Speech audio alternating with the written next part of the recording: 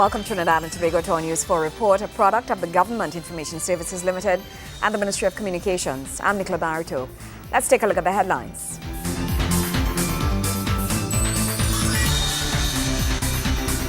Government to ensure public-private partnerships remain at the fore in pursuit of merging innovation and competitiveness.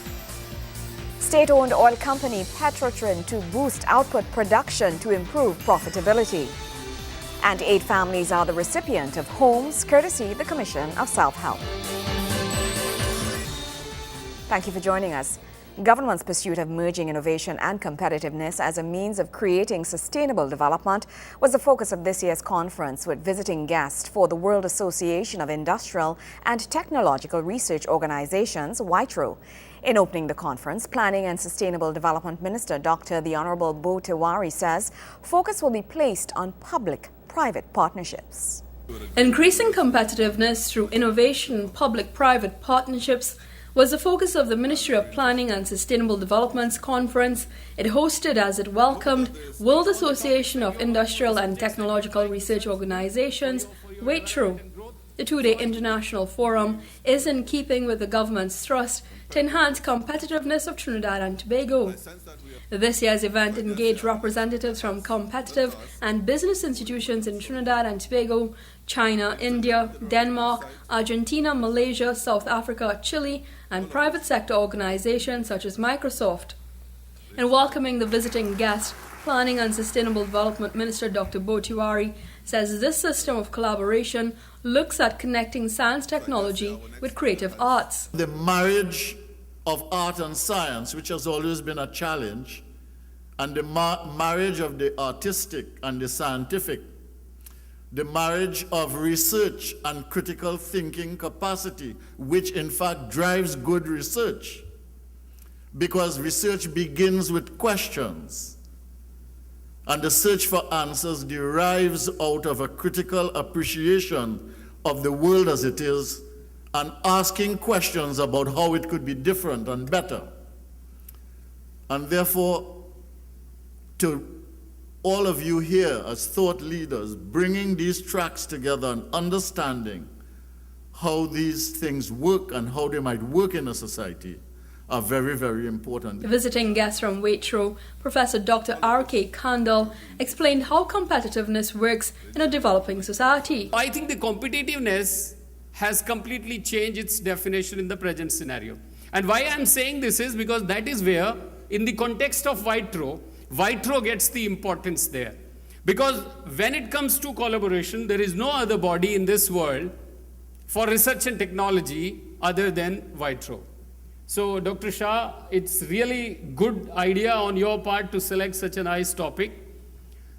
And WITRO members being here, I'm sure this networking session will pave way for new developments and new linkages being created through this conference. However, Minister Tiwari outlined the recipe for sustainable development as filling gaps within the ecosystem of business incubation. When we look at the ecosystem here and what we might want to do in terms of a national innovation system, what we see are the things that we can connect and all the gaps that we have to fill.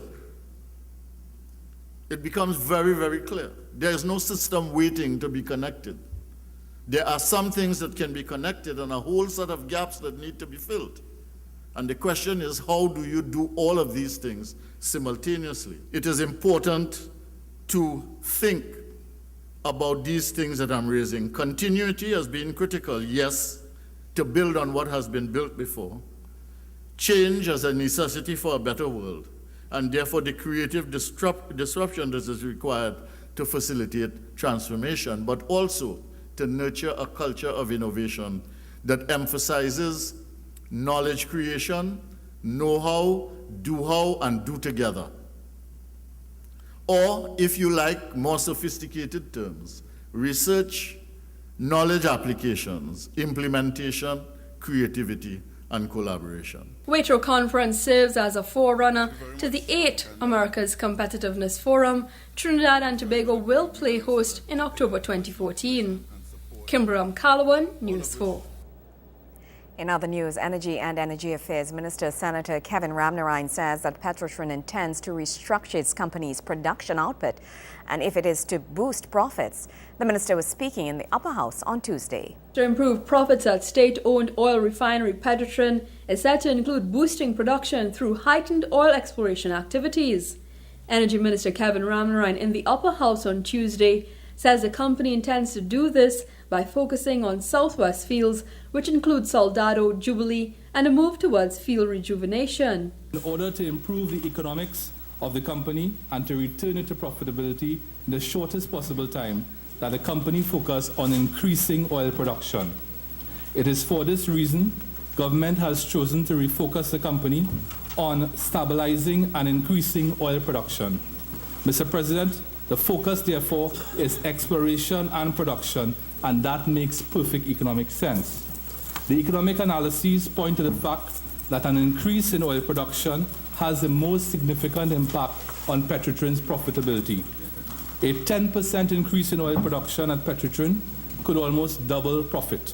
He explains that the company intends to model its field rejuvenation project after Colombia's Ecopetrol restructuring. The field rejuvenation project that was publicly advertised is not privatization.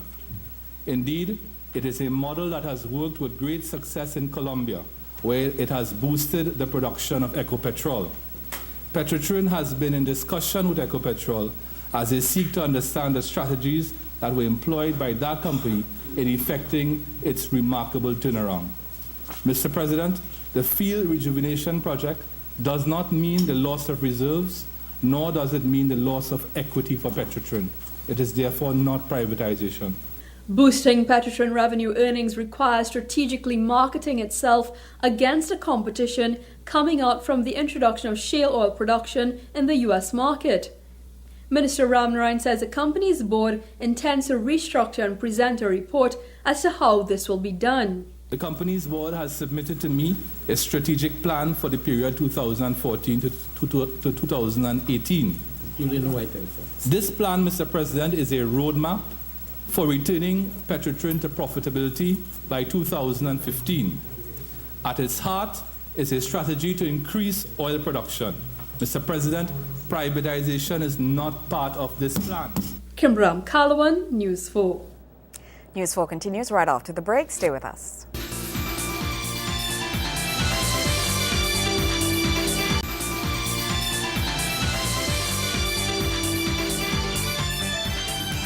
Thank you for staying with us. 8 deserving families received the gift of a home.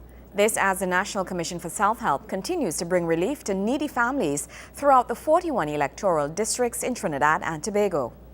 Families who can't acquire a home are one step closer to home ownership, thanks to the Starter House program undertaken by the National Commission for Self-Help, NCSHL. Chairman of NCSHL, Mr. Suraj Deo Mangru, spoke to News 4 and explained how the program operates. 2 years ago, we started this program, the Starter Houses program. We completed the construction of 100 starter houses. 8 needy families from Couva, Arima, and Brazil Village officially received homes through the National Commission for Self-Help Limited's Starter House program. The average, it takes about 2 months to construct one of those starter houses. We have started this fiscal year 10 so far, and we intend to start another 10, but we have a mandate to do 100 per fiscal year. So I'm sure we'll be able to complete that 100 houses by the end of September. Minister of State in the Ministry of Finance and the Economy, Rudy Endarsing, along with members of the Commission for Self-Help, toured several of the completed starter houses and spoke to the residents. Nice meeting you. Are you good? Good? All right. Yeah. Okay. And me and Mr. Javier. Still have some. This resident, who said he was very grateful for the assistance, expressed his heartfelt gratitude to the government of Trinidad and Tobago and the NCSHL for bringing relief. We can do this by ourselves. Let us represent the government and whosoever put the foot forward anything towards this building, because we couldn't do this. Is there any further indication? We appreciate it. The further indication of how the Kamala Prasad, the government, has handled the economy of Trinidad and Tobago. Because if we handle the economy badly, we couldn't find money to do this thing. Minister Rudy Ndarasingh underscored this initiative is not only being undertaken in people partnership constituencies, but throughout the 41 electoral districts of Trinidad and Tobago. Joseph Lopez, News 4. The work of recipients of the 2012 Idea to Innovation I2I program, organized by the Council for Competitiveness and Innovation, the CCI, under the Ministry of Planning and Sustainable Development, was put on display at an exhibition. I2I is an initiative aimed at helping young persons tap into their creativity and putting their entrepreneurial ideas to good use. The exhibition, held at the Center for Enterprise Development in Freeport, saw innovators put on display their pet projects which have been turned into successful enterprises, a main aim of the I2I program. The I2I program has been structured in a way to equip participants with the knowledge necessary to transform their business ideas into reality. Speaking at the opening of the exhibition, Chairman of the Council for Competitiveness and Innovation, CCI, Richard Lewis, explained that the idea behind it all was to ensure employment for young people and growth of the economy. I2I was launched on the 8th of May 2012 and is a national effort to tap into the creative and innovative potential of our citizens, in which they submit proposals that could be funded. The main objective is the promotion of innovation and entrepreneurship as important mechanisms for job creation and strengthening the foundation of the national economy. I2I aims to provide opportunities for upcoming entrepreneurs to start up their companies and showcase their innovative ideas to Trinidad and Tobago, and by extension, the entire world. The program consists of an award grant scheme with a competitive element, along with a capacity building exercise, as we provide the necessary developmental and technical support to progress those ideas to become success stories and winners for our economy. Mr. Lewis noted that I2I creates a greater awareness among citizens that the government is here to provide avenues for sustainable development and to empower all people to become entrepreneurs in their own right. Also speaking at the exhibition was Dr. Ricky Parmanat, Executive Director of the Economic Development Board of the CCI. He explained the structure of the program. In the program's inaugural year, which was 2012, we received 400 applications, from which the independent evaluation panel selected 50 awards to be awarded grants. Of those projects, 10 were awarded to companies, 17 to project teams, and 23 to individuals, involving a total of 93 people. The distribution of those projects was skewed in two categories: manufacturing and ICT, representing 13 projects and 11 projects respectively, and 26 and 22%. Funding for the projects was equivalent to 4.7 million TT, which came out of the innovation financing facility, has just been said.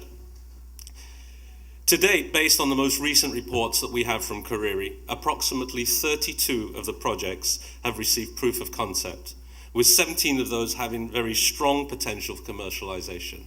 Winners of the I2I program received mentorship in business planning, financing, market research, and intellectual property. Dr. Parmanan said the Council for Competitiveness and Innovation, CCI, also offers continued coaching for the winners. Felicia Wilson-Moore, News 4. Sport is up right after the break. Stay with us.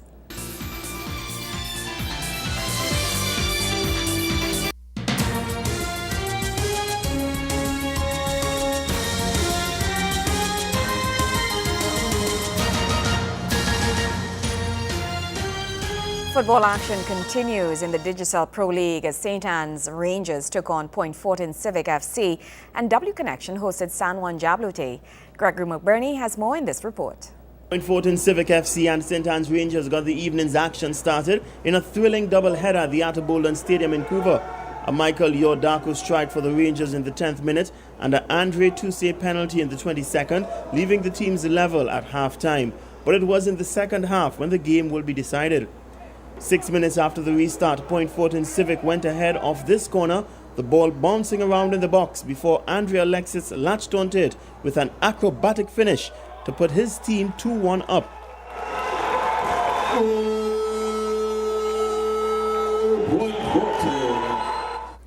Point Fortin looking to extend their lead again just 6 minutes after with this long ball down the field, a well-timed cross, and this header, but the ball going just wide. Rangers mustered up a few lackluster responses, but not enough to trouble Point Fortin's keeper Marvin Phillip.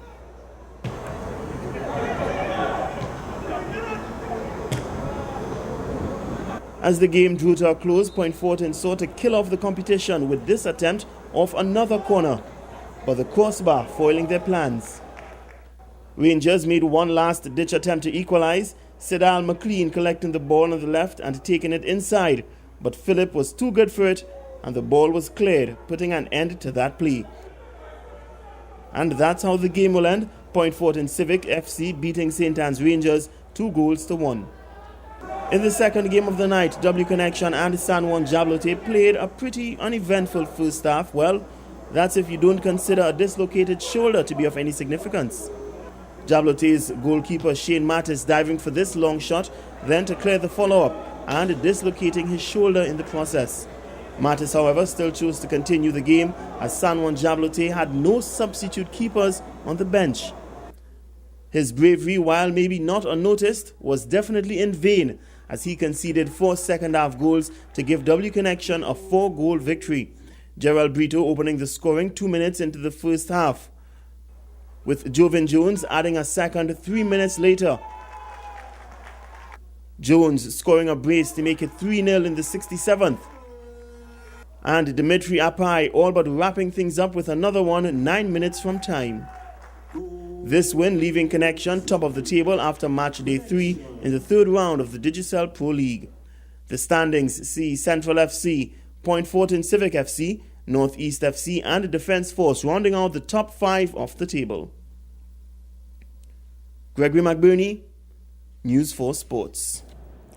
Thank you very much, Gregory. News 4 continues right after this.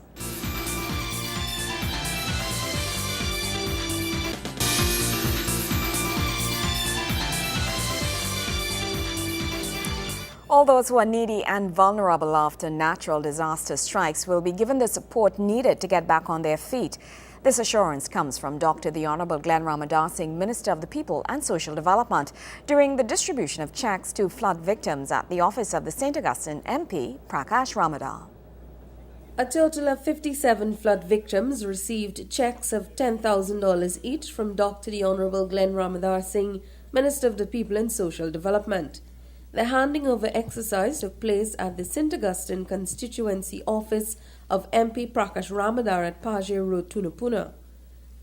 Mr. Ramadar's constituents were among those who suffered severely due to heavy flooding in the east-west corridor between August and September last year. Minister of the People and Social Development, Dr. Glenn Ramadar Singh, who addressed the flood victims, said his ministry would ensure that all those who are needy and vulnerable would be able to get back on their feet.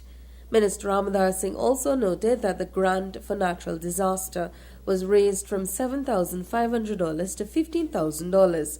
He, however, noted that these recipients were given a one-time payment of $10,000. The policy position of the partnership has been to ensure that we bring these grants up to a reasonable sum that can help to put persons back on their feet. As you know, in many instances, when we entered, the housing repair grant was somewhere in the region of $7,500. Today, we have a grant for $15,000, and with flood and emergency for $20,000.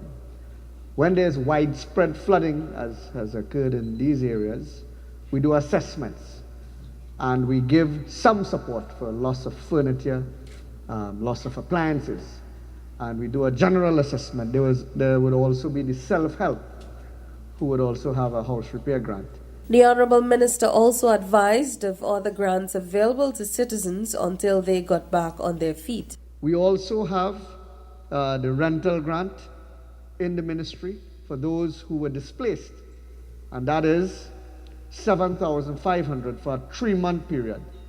After assessment, you can continue to receive this for a 6-month period now. Cabinet has approved that we can actually extend the grant for a period of 6 months.